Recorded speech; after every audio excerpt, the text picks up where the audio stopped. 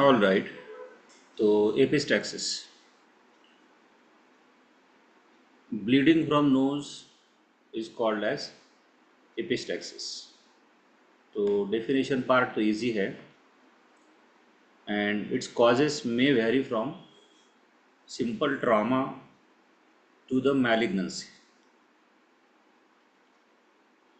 Trauma की वजह से भी ब्लीडिंग फ्रॉम नोज हो सकता है, इंजरी की वजह से भी हो सकता है, और मैलिग्नेंसी की वजह से भी हो सकता है। And blood loss may vary from few drops to the massive loss of many liters।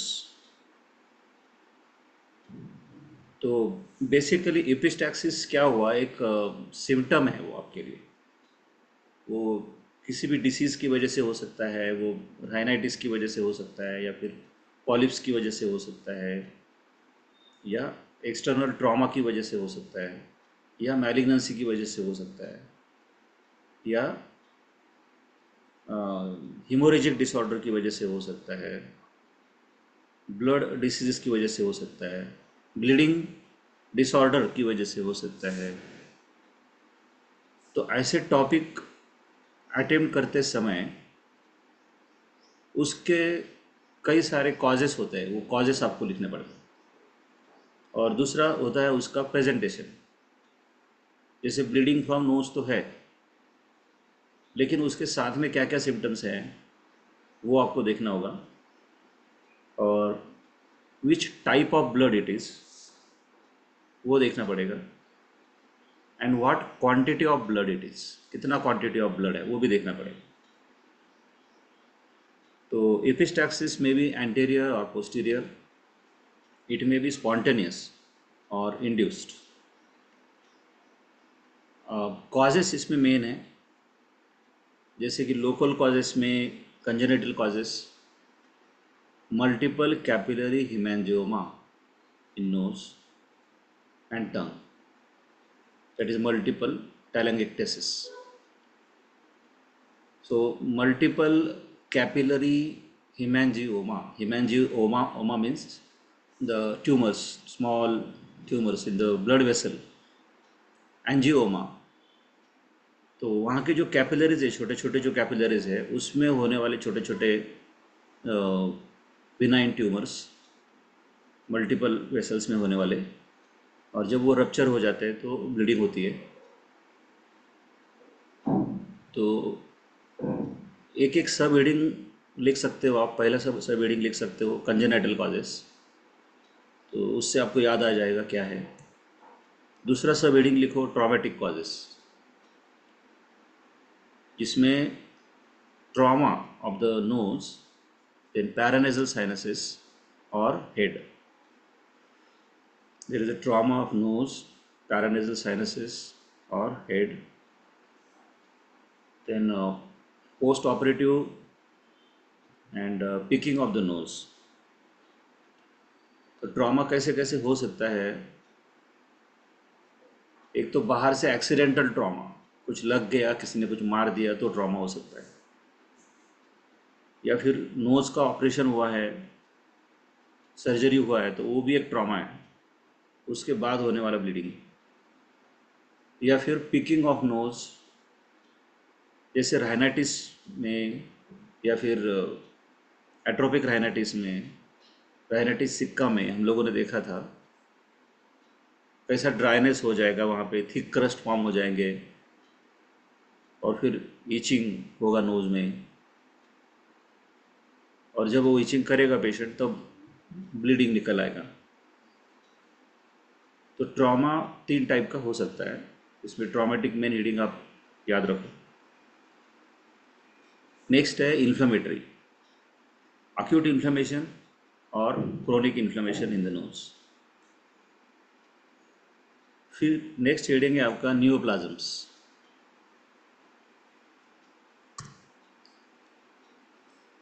तो उसमें फिर से angiomas from the nasal septum. Angioma means capillary का, ब्लड वेसल का neoplasm. Then nasopharyngeal angiomas, malignancy of maxillary sinus. तो neoplasm में मैं ऐसे याद रखूँगा कि बिनाइन पहले दो और फिर उसके बाद एक मैलिग्नेंट, और मिस्सेलिनस में foreign bodies. Then systemic causes, that means systemic disease, other system के डिसीज, जैसे कार्डियोवैस्कुलर सिस्टम का डिसीज़ है, हाइपरटेंशन है, पेशेंट को हाई बीपी है, तो उसमें भी ब्लीडिंग हो सकता है। या फिर ब्लड डिस्क्रेसियास कुछ है, ब्लड वेसल की डिसीज़ है, ब्लड डिसऑर्डर है, तो उसमें ल्यूकेमिया जैसे डिसीज़ आपको पता है, हीमोफीलिया आपको पता रहता है, और परप्यूरा ये भी आपको पता रहता है। तो इसको हमने ऐसा याद रखा कि ब्लीडिंग है, इसके लिए ब्लड डिसऑर्डर्स हो सकते हैं, ब्लड वेसल के डिसऑर्डर्स डिसीजेस हो सकते हैं, तो leukaemia, haemophilia, purpura. Then pressure, क्या? Vicarious menstruation. हाँ, वो भी हो सकता है, विकैरियस मेंस्ट्रुएशन, ब्रायनिया के जैसे। ब्रायनिया में nose bleed instead of menses. हाँ, तो सुपीरियर वेना क्या में प्रेशर बढ़ना, और कुछ allopathic drugs like salicylates, then anticoagulants, aspirin जैसे ड्रग्स चालू है किसी को, तो ये एंटीकोएगुलेंट्स होते हैं, तो उसका एक्स्ट्रा डोज हो गया, ओवरडोज हो गया। एंड अदर कॉजेस में इडियोपैथिक कॉजेस, अननोन कॉजेस से भी ब्लीडिंग हो सकता है। फिर common causes in children, foreign body, nasal diphtheria,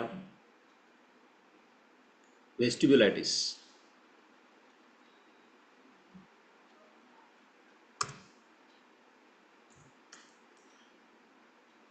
वेस्टिबुलाइटिस, adenoids and idiopathic causes. और एल्डरली पर्सन में हाइपरटेंशन बताया गया, malignancy and idiopathic causes. But ऐसा कोई फिक्स नहीं है, ये सारे कॉजेस में से कुछ भी कॉज हो सकता है। तो एक बार फिर से उसको रिवाइज कर लो आप। फर्स्ट रिवीजन में ना उसका मेन हेडिंग्स याद रखो, congenital cause, multiple capillary hemangioma. फिर ट्रॉमेटिक कॉजेस में 3 टाइप के ट्रॉमास याद रखो, trauma of the nose, post operative trauma and surgical trauma जिसको बोल सकते हो। Then picking of the nose, diseases like atrophic rhinitis, rhinitis sicca. और फिर इन्फ्लेमेशन, अब इन्फ्लेमेशन में सारे राइनाइटिस आ गए इसमें, acute inflammation and chronic inflammation of the nose, then neoplasms, angiomas from nasal septum, nasopharyngeal angioma, then malignancy of maxillary sinus, then miscellaneous foreign bodies,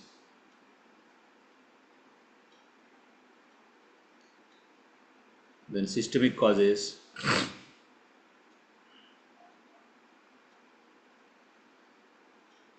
hypertension, bleeding disorders, leukemia, hemophilia, purpura,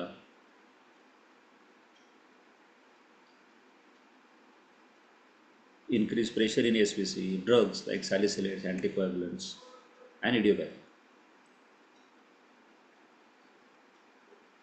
तो congenital 1, traumatic 2, ये 2, inflammatory 3, neoplasm 4, मिस्चेलिनस 5, systemic causes 6।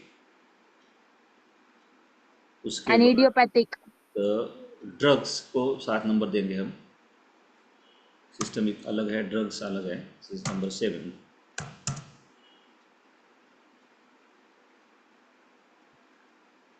This is number 6।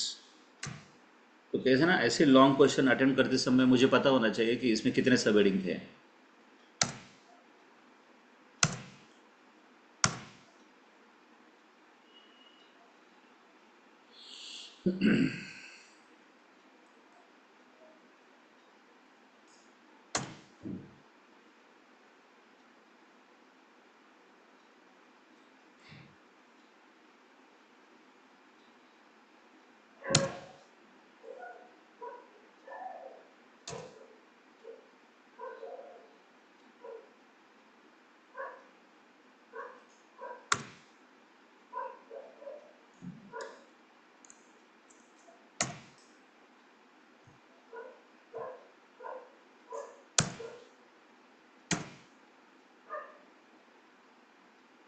Idiopathic को number 8 कर देते हैं।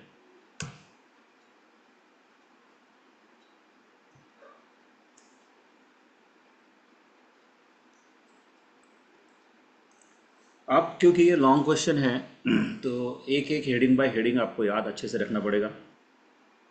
Common sites में nasal septum, जो starting में deviated nasal septum वगैरह हमने देखा था, तो वहाँ पे लिटल्स एरिया देखा था।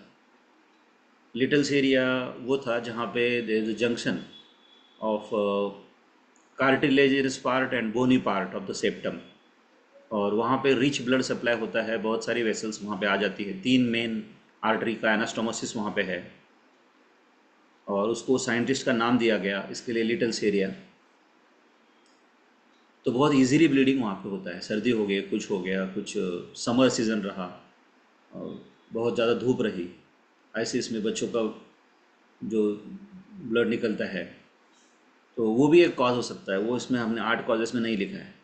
Bleeding in summer, bleeding from the Little's area, और ब्लीडिंग इन चिल्ड्रन टेंडेंसी, ये आप ले सकते हो। तो नेजल सेप्टम एक कॉमन एरिया है। Then above the middle terminate anterior ethmoidal vessels that may bleed due to the hypertension। तो पर्टिकुलरली जो पेशेंट हाई बीपी का है उसमें जो लैटरल वॉल ऑफ नोज है उसका जो मिडल मियाटस है, मिडल मियाटस के ऊपर, मिडल कोनका के ऊपर का area, then Woodruff's plexus behind the posterior end of the inferior turbinate. जैसे मिडल टर्मिनेट, मिडल कोनका आपने बोला, वैसे इंफीरियर कोनका उसके पीछे के पार्ट में, लैटरल वॉल ऑफ नोज में, वहाँ पर भी ब्लड वेसल का प्लेक्सस है, इसके लिए वुड्रप्स प्लेक्सस उन्होंने बोला। Now clinical features, quantity of blood that may vary from the few drops to the profuse lethal quantity। तो सबसे पहला मेन सिम्टम ही वो आएगा जिसको आपने डेफिनेशन में बताया, ब्लीडिंग फ्रॉम नोज। वही मेन सिम्टम आएगा कि ब्लीडिंग फ्रॉम नोज तो है, लेकिन कैसा ब्लीडिंग है, तो फ्यू ड्रॉप्स है या फिर प्रोफ्यूज ब्लीडिंग है। फिर उसके बाद एंटेरियर और पोस्टीरियर ब्लीडिंग वो एग्जामिन करना है। द ब्लीडिंग में ऑकर्स एंटेरियरली और posteriorly, posterior nasal which may be swallowed by the patient। Next is hemoptysis or hematemesis। That means swallowed blood जो है that will come up by the mouth। Then anxiety, bleeding के बाद patient में anxiety होती है बहुत, blood को देख के ही पेशेंट डर जाता है। Shock may present in severe epistaxis। Investigations, measurement of blood pressure, hemogram, coagulation test,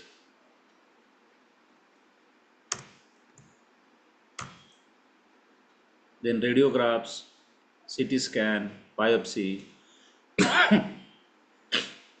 तो इन्वेस्टिगेशन लिखना इजी रहता है। इन्वेस्टिगेशन में क्या है कि जो कॉजेस में आपने बताया अभी, वो कॉजेस को याद करके इन्वेस्टिगेशन लिखो। कॉजेस में आपने हाइपरटेंशन लिखा था तो measurement of blood pressure. Causes में आपने ब्लड डिसऑर्डर्स लिखे थे, ल्यूकीमिया जैसे डिसऑर्डर लिखे थे। कोएगुलेशन के जो कॉजेस है वो लिखे थे, तो हीमोग्राम करना पड़ेगा, कोएगुलेशन टेस्ट करना पड़ेगा। और फिर रेडियोग्राफी, डेविएटेड नेजल सेप्टम है, लैटरल वॉल का कुछ प्रॉब्लम है, वो CT scan, biopsy, biopsy particularly malignancy के लिए, न्यूप्लाज्म के लिए। यहाँ पर फिर एक डायग्राम हमने दिखाई एपिस्टा इसका लिटल्स एरिया के लिए। यहाँ पे लिटल्स एरिया कैसे है, और 3 मेन आर्टरीज कौन सी आ रही है, that is the anterior ethmoidal artery which is a branch from the internal carotid artery, then septal branches from spinopalatine artery, and then septal branches from superior labial artery, greater palatine artery, तो तीन तीन main artery के branches वहाँ पे हैं, वो आप दिखा सकते हो। Littles area management. अब ऐसे केसेस में, जैसे पहले मैंने आपको बोला था कि एपिस्टैक्सिस एक सिम्टम है, एक इसके बहुत सारे कॉजेस है, बहुत सारी पॉसिबिलिटीज़ है, डिसीजेस है जिसकी वजह से एपिस्टैक्सिस हो सकता है। तो मैनेजमेंट में भी हमको ध्यान रखना पड़ेगा कि जिस टाइप का कॉज है उसका ट्रीटमेंट मुझे करना है। यहाँ पे एक ट्रीटमेंट नहीं है सिंगल। मैलिग्नेंसी है तो उसका ट्रीटमेंट अलग है, हाइपरटेंशन है तो उसका ट्रीटमेंट अलग है, डेविएटेड नेजल सेप्टम है तो ट्रीटमेंट अलग है, राइनाइटिस है तो ट्रीटमेंट अलग है, कोएगुलेशन डिसऑर्डर है तो ट्रीटमेंट अलग है, ड्रग्स की वजह से है तो उसका ट्रीटमेंट अलग है। तो ट्रीटमेंट ऑफ स्पेसिफिक कॉजेस, उसमें first aid treatment, application of ice और cold pack on the bridge of the knows.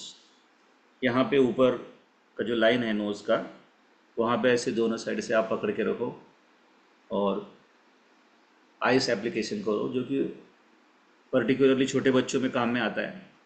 And pinching the nose for a minute, तो यहाँ पे ऐसा प्रेस करके 1 मिनट के लिए ऐसा ऊपर नोज़ करके आप पकड़ के रख सकते हो। सिर्फ ब्रिज को प्रेस करना है, नीचे प्रेस नहीं करना है, ताकि उसकी सांस बंद ना हो जाए। नहीं तो नाक ही बंद कर दोगे उसकी सांस बंद हो जाएगी। देन ट्रॉटर्स प्रोसीजर, ट्रॉटर नाम के साइंटिस्ट ने जो प्रोसीजर बताया, that is particularly for hypertensive epistaxis. Patient sits up by incline forward, chair के ऊपर बिठाना है पेशेंट को और सामने की तरफ ऐसे इंक्लाइन करना है with open mouth and breathe quietly ऐसे। And he is not allowed to swallow the blood and spit it out. Local management में इलेक्ट्रिक कॉटरी होती है, जिसकी वजह से वो वहाँ के जो छोटे छोटे माइन्यूट वेसल्स है उसको कॉटराइज किया जाता है ताकि ब्लीडिंग स्टॉप हो। और पर्टिकुलर एंटीकोएगुलेंट पैकिंग, वहाँ पे गॉस पीस वगैरह रख के पैकिंग किया जाता है। सिस्टमिक मैनेजमेंट में ब्लड प्रेशर मैनेज करो, रिप्लेसमेंट ऑफ ब्लड, अगर क्वांटिटी ज़्यादा क्वांटिटी लॉस है तो रिप्लेसमेंट ऑफ ब्लड है। देन ट्रीटमेंट ऑफ शॉक है, अगर शॉक उसका कॉज है तो। देन कोएगुलेंट्स देने पड़ेंगे अगर वहाँ पर कोएगुलेंट्स कम है, एंटीबायोटिक एंड सेडेटिव्स एंजाइटी के लिए। फिर आता है surgical treatment, ligation of arteries. जैसे वहाँ पे एक्सटर्नल कैरोटिड आर्टरी की ब्रांच थी, मैक्सिलरी आर्टरी की ब्रांच थी, तो उनको लाइगेट करेंगे तो आगे ब्लीडिंग नहीं हो। बहुत ज़्यादा ब्लीडिंग रहने के बाद ये सर्जिकल ट्रीटमेंट करते हैं। And submucous resection, ASMR operation जो होता है वो डेविएटेड नेजल सेप्टम के लिए होता है। तो डेविएशन की वजह से बार बार होने वाली ब्लीडिंग, तो सबम्यूकस रिसेक्शन ऑपरेशन है वो। Again homeopathy has a very good treatment for this, that is bryonia arnica cinchona china, then ipecac, millefolium, then thlaspi, thlaspi bursa pastoris, Boericke में से पढ़ो आज, मिलीफोलियम भी बोरिक में से पढ़ो। देन फॉस्फोरस आपको पता है ब्लीडिंग टेंडेंसी है उसके अंदर भी।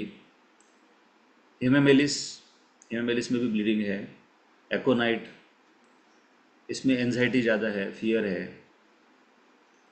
तो अपनी नोटबुक में सिर्फ एपिस्टैक्सिस में क्या क्या डिफरेंस है इन सब रेमेडी का, वो लिख के मुझे दिखाओ, अलग अलग डिफ्रेंशिएट करो उसमें।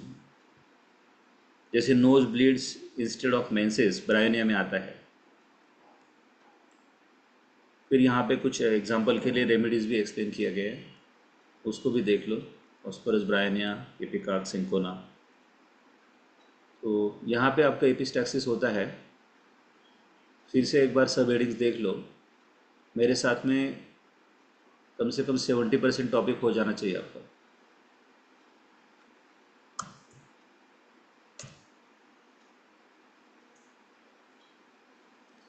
देख लो एक बार।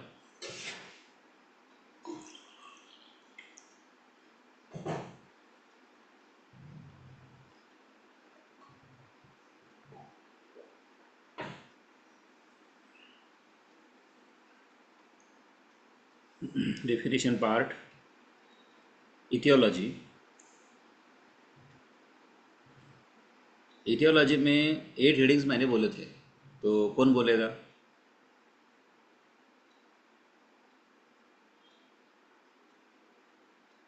सर मैं बोलूं? बोलो। सर पहले लोकल कॉज है, जिसके अंदर कंजेनाइटल कॉज आता है, मतलब हीमांजियोमा की वजह से होता है। फिर traumatic trauma to nose, post operative में है। और ये पोजिशन ऑफ क्रस्ट फॉर्म होता है, फिर रीचिंग होता है, और रीचिंग करने के बाद ब्लीडिंग होता है। फिर इन्फ्लेमेटरी आता है, acute inflammation and chronic inflammation. फिर प्लाज्म आता है, जिसके अंदर मैलिग्नेंसी के वजह से भी हो सकता है, और एंजियोम एंजियोमा के वजह से हो सकता है। फिर मिसलेनियस कॉज फॉरेन बॉडी के वजह से हो सकता है। देन फिर ड्रग के वजह से हो सकता है, एंटीकोगुलेंट एस्पिरिन। फिर अननोन ओरिजिन का इडियोपैथिक कॉज, और सिस्टमिक कॉजेस हाइपरटेंशन के वजह है, और डिसऑर्डर्स। Very good. मतलब इस तरह से ध्यान होना चाहिए ताकि वो अपना ब्रेन भी उसको फर्स्ट डिवीजन में कुछ याद करे। कुछ लॉजिकली होता है, कुछ सर लॉजिक बताते हैं उसके ऊपर से होता है, और कुछ हम कॉन्सेंट्रेट करके याद रखते हैं। हो गया कंजेनाइटल, फिर ट्रॉमेटिक, 3 टाइप्स ऑफ ट्रॉमा, फिर इन्फ्लामेटरी,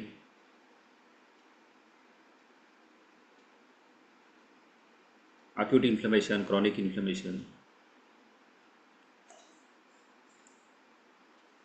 फिर होता है न्यूरोप्लाज्म्स।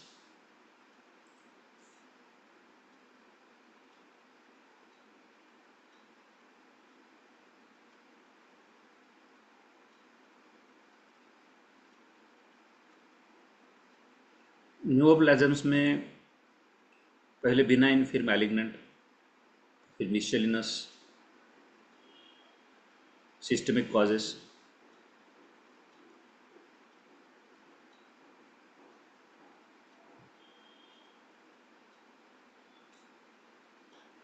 Then drugs.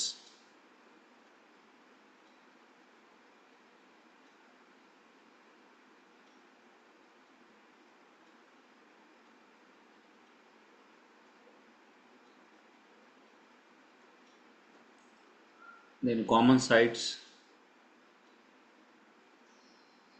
Nasal septum, above the middle turbinate or concha, and Woodruff's plexus.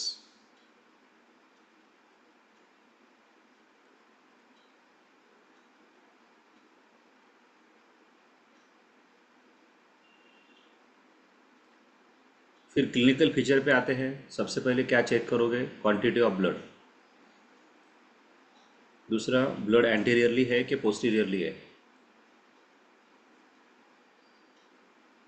अगर पोस्टीरियर नैरिस से ब्लड रहा तो फिर इट मे बी स्वैलोड, और स्वैलोड ब्लड फिर through the haemoptysis it will come out haematemesis.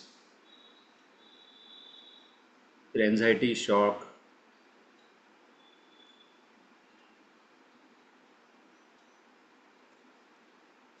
फिर इन्वेस्टिगेशन में हमने ऐसा याद रखा था कि जो कॉजेस हमने बताया उसके अकॉर्डिंगली इन्वेस्टिगेशन करोगे।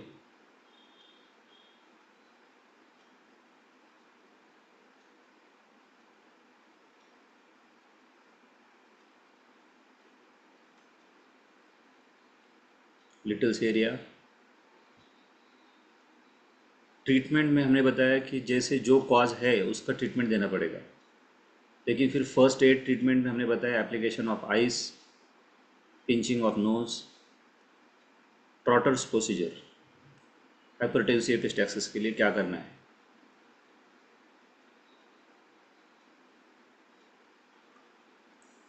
देन लोकल मैनेजमेंट में cautery and packing.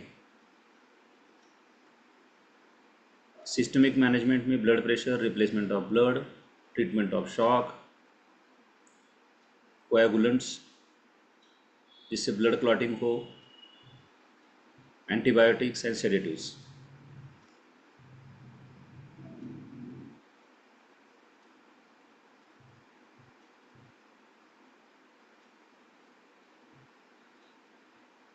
Ligation of arteries, submucous resection, और होम्योपैथिक में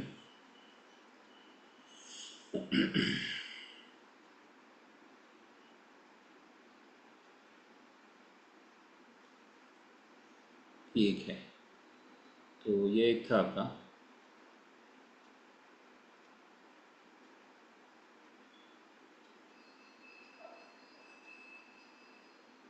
साइनोसाइटिस का भी मैंने दिया है, एक बार पढ़ लो, होम्योपैथिक रेमेडीज दिया है। फ्रंटल साइनोसाइटिस, ये एक क्वेश्चन ले लेते हैं। काफ़ी सारे पेशेंट आके आपको बोलते हैं ना, मला साइनसचा त्रास आहे, मला साइनसचा त्रास है। तो फर्स्ट ईयर में एनाटॉमी में पैरानेजल एयर साइनसेस जो आपने देखे, उसमें से मैक्सिलरी साइनस और फ्रंटल साइनस याद करो। ये दोनों, मैक्सिलरी साइनस और फ्रंटल साइनस, ये दोनों इंपॉर्टेंट है इसमें। या तो मैक्सिलरी साइनोसाइटिस हो सकता है या तो फ्रंटल साइनोसाइटिस हो सकता है। तो हम एक देखते हैं, फिर इससे आप दूसरा समझ जाओगे। फ्रंटल साइनोसाइटिस, क्योंकि ये ज़्यादा कॉमन है। acute frontal sinusitis is less common than maxillary sinusitis, but in all जो साइनस के डिसीजेस है, साइनस के डिसीजेस में फ्रंटल साइनोसाइटिस कॉमन है। मैक्सिलरी साइनोसाइटिस भी होता है, no doubt. It is similar to the maxillary sinusitis but for the following differences: aetiology, dental infections and organisms can not cause frontal sinusitis, जो कि maxillary में होते हैं। And maxillary sinusitis may cause secondary frontal sinusitis via the frontonasal duct. Clinical feature: pain is in the frontal region. दोनों के pen में फ़र्क है। मैक्सिलरी में यहाँ पे दोनों साइड से पेन रहेगा, फ्रंटल में यहाँ पे पेन रहेगा, and that radiate to the temporal and parietal region. Initially the pain is due to an absorption of air in the sinus when the frontonasal duct gets blocked. ऐसी duct जो frontal sinus से nose में open होती है। And such a headache is called as vacuum frontal headache. It is maximum in the morning and gradually subsides during the course of the day as drainage of secretions occurs in the vertical position. Tenderness that is tested on the medial part of the floor of the sinus above the inner canthus of the eye. Inner canthus of the I means आपके eyes का inner angle, यहाँ पे जो nose के पास वाला जो angle है आपके आईज का, वो that is called as inner canthus. तो वहाँ पे एग्जामिन कर सकता है फिजिशियन और pain tenderness. edema of the sinus and upper eyelid, that is rare in this case. Posture test: the discharge from the frontal sinus appears in the upright position of the patient. upright मतलब straight आप बैठे हो, ऐसे सामने देख रहे हो, और straight vertically आप बैठे हुए हो। Trans illumination test: the lighted bulbs are placed against the floor of the sinuses and the trans illumination of two sinuses is compared. Transillumination means क्या होता है कि उसमें light passes through the that particular sinus, और वहाँ पे जो भी स्ट्रक्चर है उसके थ्रू लाइट पास होता है, that is a transillumination. Then differential diagnosis में ऑप्थेल्मिक हेडेक। अब साइनोसाइटिस से होने वाला हेडेक और ऑप्थेल्मिक कॉजेज से होने वाला हेडेक, इसमें आपको डिफ्रेंशिएट करना है। Ophthalmic में it usually occurs in the evening as the eyes become tired. फिर migraine may produce the headache in the frontal region, but the nasal cavity is normal. It is accompanied by nausea and vomiting with relief. Then headache due to other causes should be differentiated. Complications में osteomyelitis may be associated with sequestrum formation, and fistula may form. Radiological examination shows necrosis and sequestration. अब यहाँ पे ऐसा है कि frontal bone है, वहाँ पे फ्रंटल साइनस में फ्रंटल बोन इन्वॉल्व हुआ है, साइनोसाइटिस हुआ है, अगर क्रोनिक इन्फेक्शन हो जाता है, क्रोनिक बैक्टीरियल इन्फेक्शन हो जाता है, तो that will be called as osteomyelitis.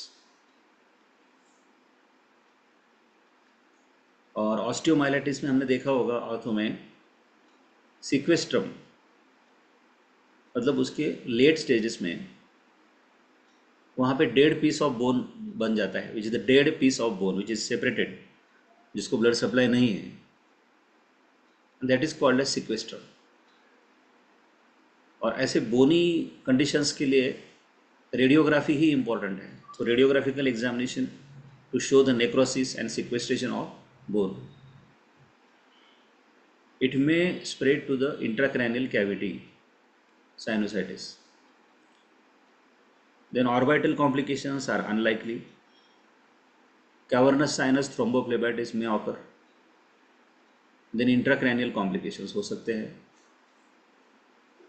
Treatment part in severe acute frontal sinusitis, the sinus may be drained by trephining the floor at the medial end.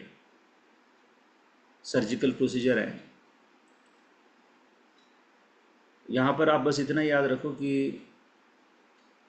That frontal sinusitis, that sinus must be drained, उसको drain करना ज़रूरी है surgically. Then a small polyethylene tube is inserted into the trephine hole through which intermittent irrigation is performed. An antibiotic solution is injected. Homeopathically frontal, particularly frontal sinusitis के लिए अच्छी remedies है हमारे पास. That is kali bichrome, kali iod, silicea, arsenic, nux vomica and lycopodium, and other remedies which are useful for maxillary sinusitis.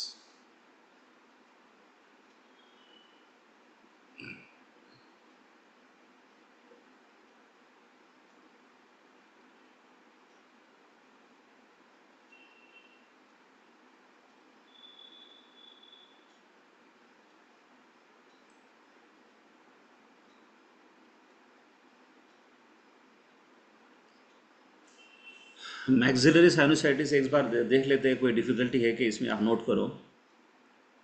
The infection of maxillary sinus is called maxillary sinusitis and it is most frequently infected paranasal sinus because of close proximity to the teeth and due to the inadequate drainage because of the ostium. अच्छा, ये maxillary sinus और frontal sinus ये जो दोनों भी है ना, ये that opens into the lateral wall of nose. Lateral wall में ओपनिंग होता है, फर्स्ट ईयर में पूरा देखा था हमने कैसे उसकी ओपनिंग, दैट इज ऑस्टियम, उसको हम ऑस्टियम बोलते हैं. Opening of maxillary sinus which is present in the middle meatus of lateral wall of nose.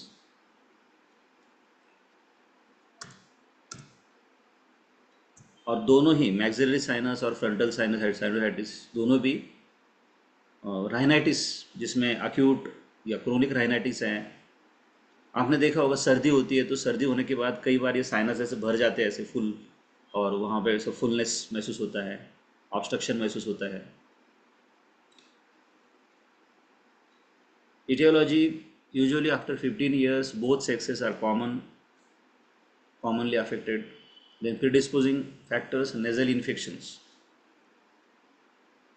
Following factors help to spread of infection from nose to maxillary sinus. Then nasal obstruction, nasal allergy, forcible blowing of the nose. Then swimming, dental infections, viral infections or bacterial infections.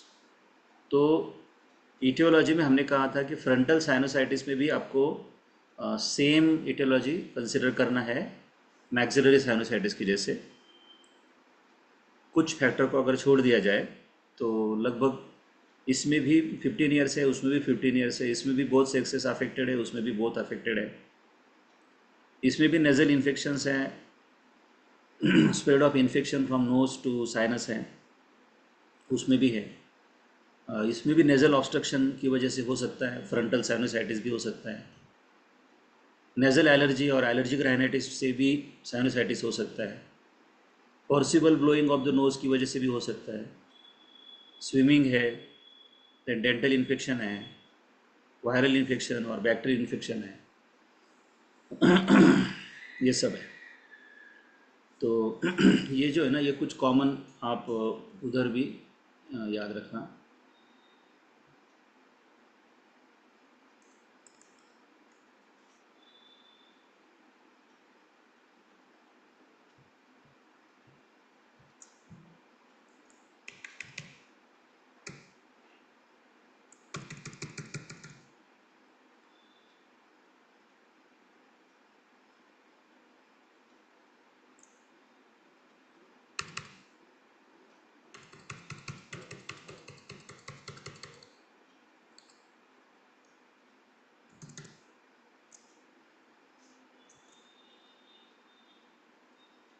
एक minute है, इसको उधर ले लेते हैं।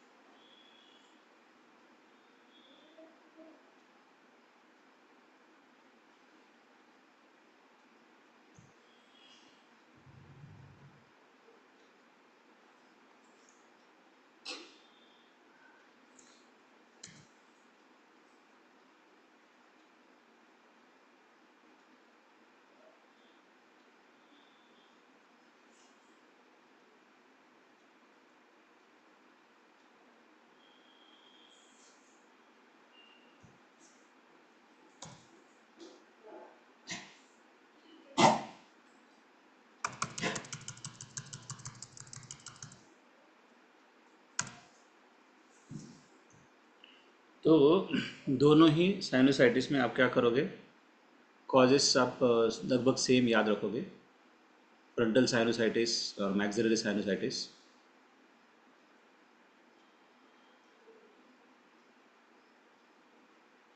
Maxillary sinusitis में pathology catarrhal stage, congestion and edema of the mucosa of the sinus and the ostium, hypertrophy of the mucosal glands, then exudation stage.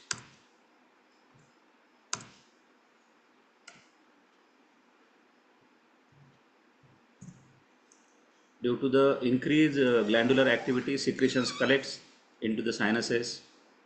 Then purulent stage, thick mucopurulent discharges which drains out through the ostium. In stage of complication, पैनसाइनोसाइटिस हो सकता है, middle ear infection हो सकता है, pharyngitis है, laryngitis है, asthma है। And stage of resolution, resolution may takes place at any stage depending upon the virulence of the organism, resistance of the patient and antibiotics given. Maxillary sinusitis में particularly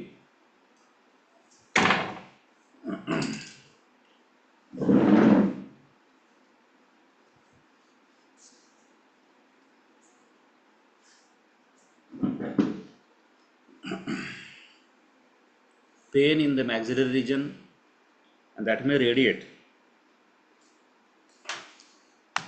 to the teeth. Teeth तक radiate हो सकता है.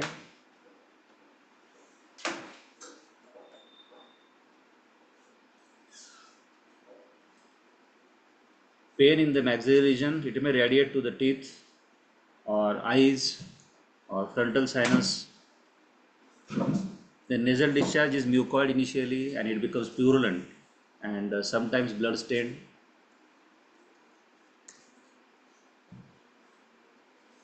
Obstruction of nose, blocking of nose due to edema and congestion, and it changes the resonance of the voice. ऐसे भरे भरे से आवाज़ आएंगे, जैसे आप नाक बंद करके आवाज़ करके देखो तो this will change the resonance of the voice.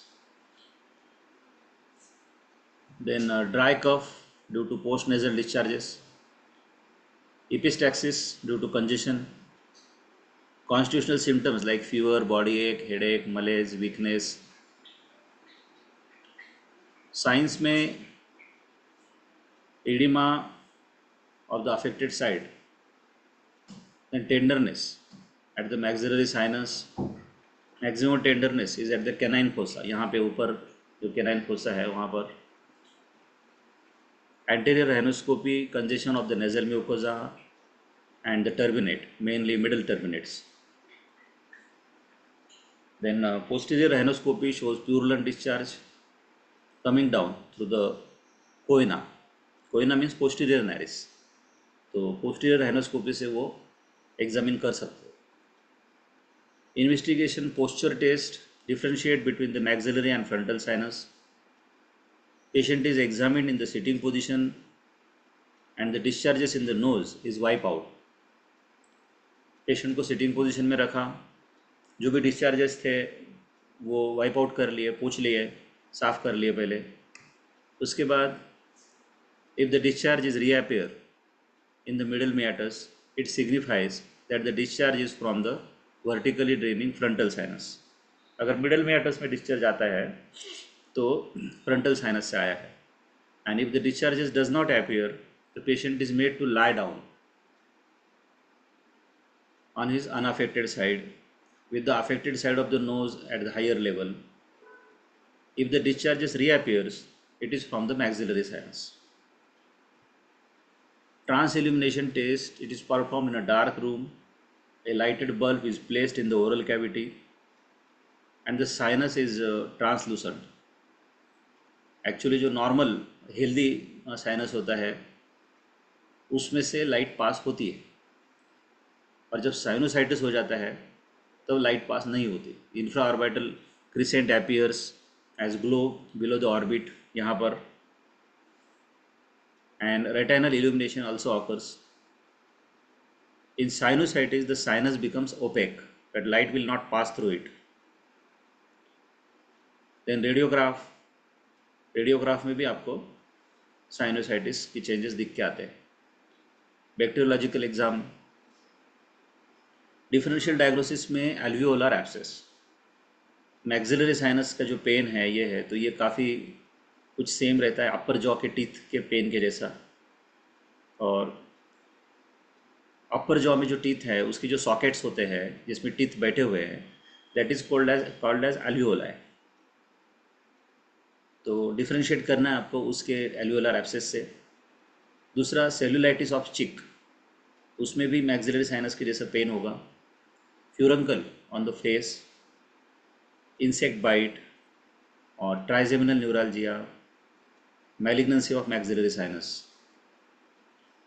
Then allopathic treatment, antibiotic है एमोक्सिसिलिन 500, डिकंजेस्टेंट है ओट्रोविन नेजल ड्रॉप, और एक नेजोवियन मैंने बोला था पहले.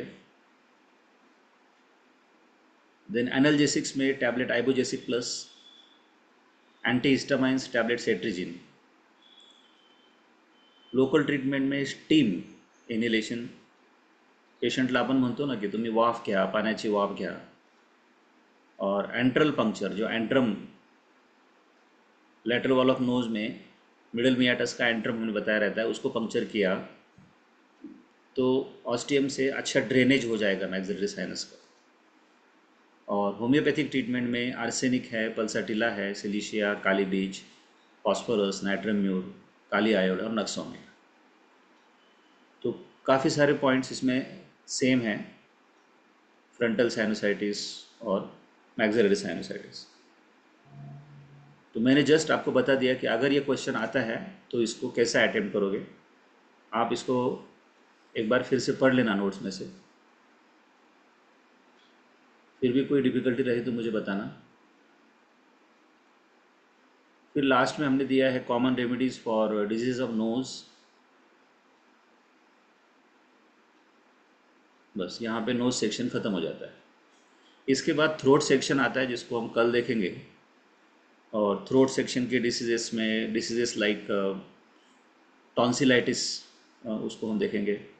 फेरिंजाइटिस है, लैरिंजाइटिस है, और लैरिंजियल कैंसर है, ट्रैक्योस्टोमी है। ऐसे कुछ मेन टॉपिक्स हैं। इसके अलावा अगर इस पार्ट में आपको कुछ ऐसा लगता है कोई टॉपिक है तो आप प्लीज़ मुझे कल बताओ, ये टॉपिक पढ़ लो। आने वाले सैटरडे को पूरे नोज सेक्शन के ऊपर हम टेस्ट रखेंगे। कुछ भी डिफ़िकल्टी रही तो आप मुझे बोल सकते हो, ठीक है? चलो, ओके सर। यस, चलो बाय।